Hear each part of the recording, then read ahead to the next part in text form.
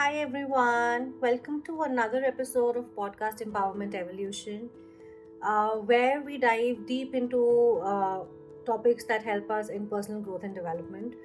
Today's topic is cracking the conversation code, which is about navigating difficult dialogues with a lot of comfort and ease, yet also putting your point across. So let's understand what is this navigation of difficult dialogue. So most of us avoid difficult conversations. It's something that we really avoid doing, so thinking that we might unknowingly harm ourselves or in fact, honestly, I feel with my experience, avoiding these conversations is more dangerous. It harms the relationships that we are in, it harms our own physical, mental health, and it also hampers the other person's growth as well. Today we'll discuss why do we avoid these conversations, and I'll also be stating some techniques for you, like always, to make these conversations more productive and less intimidating.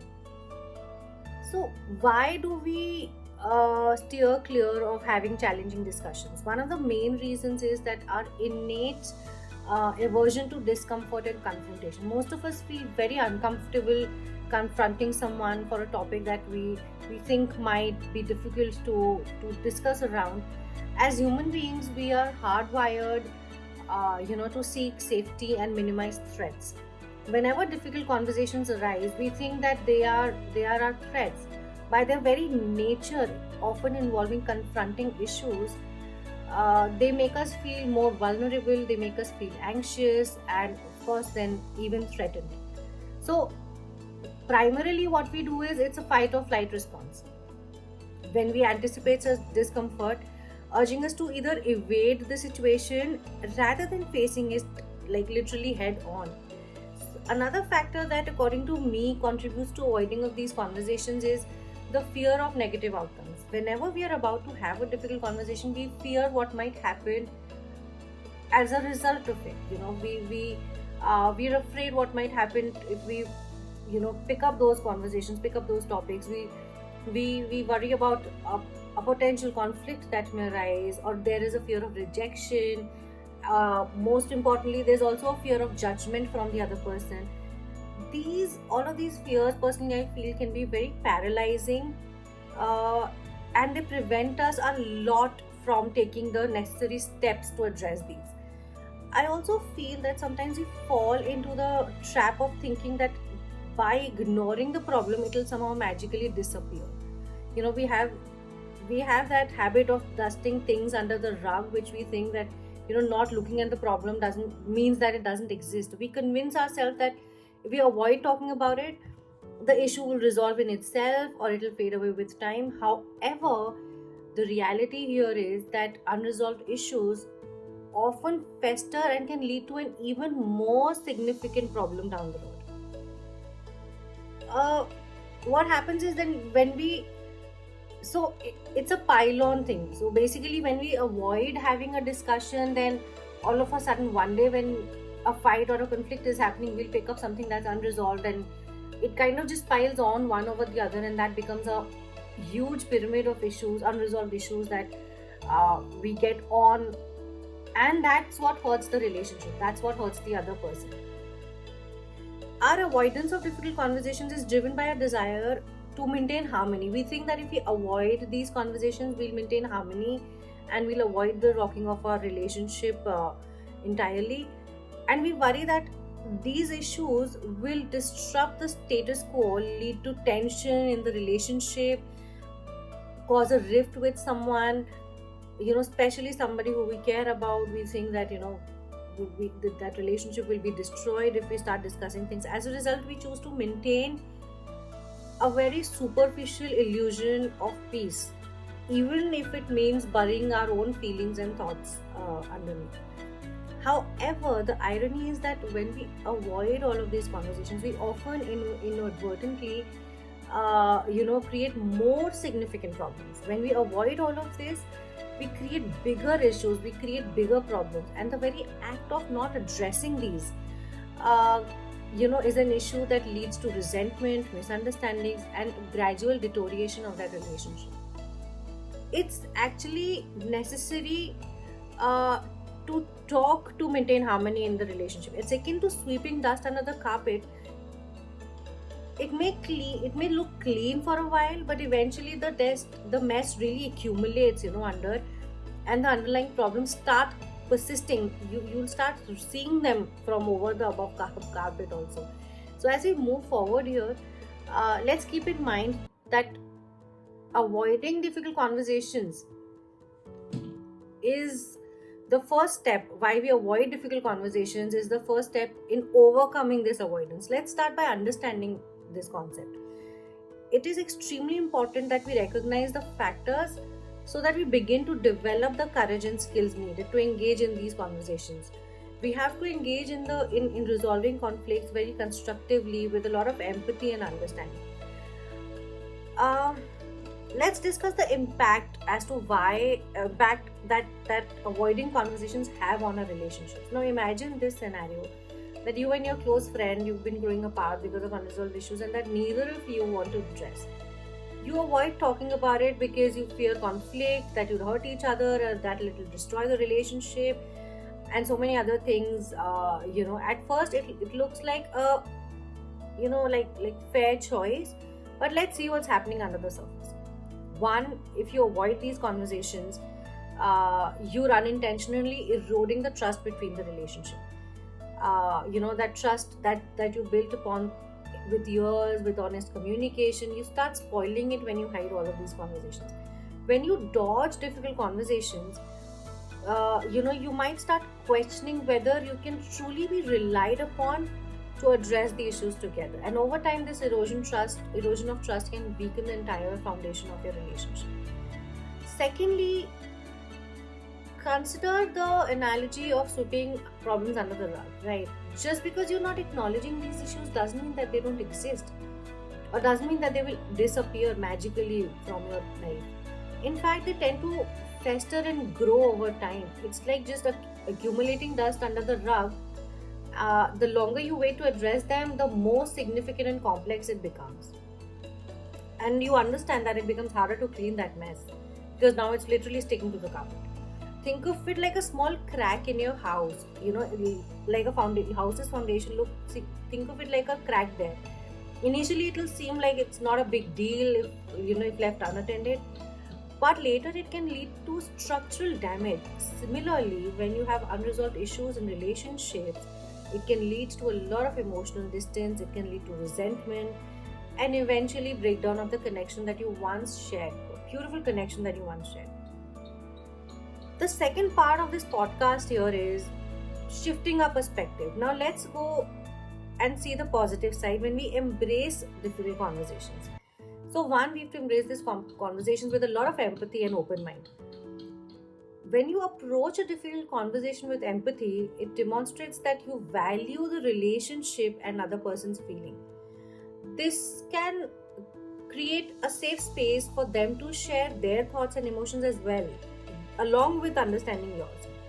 And it's in these moments of vulnerability that a lot of understanding and empathy can emerge. One, you should always actively listen to another person's thought, and you should be open to a different perspective. By doing so, you gain a deeper insight and understanding of each other's needs and concerns.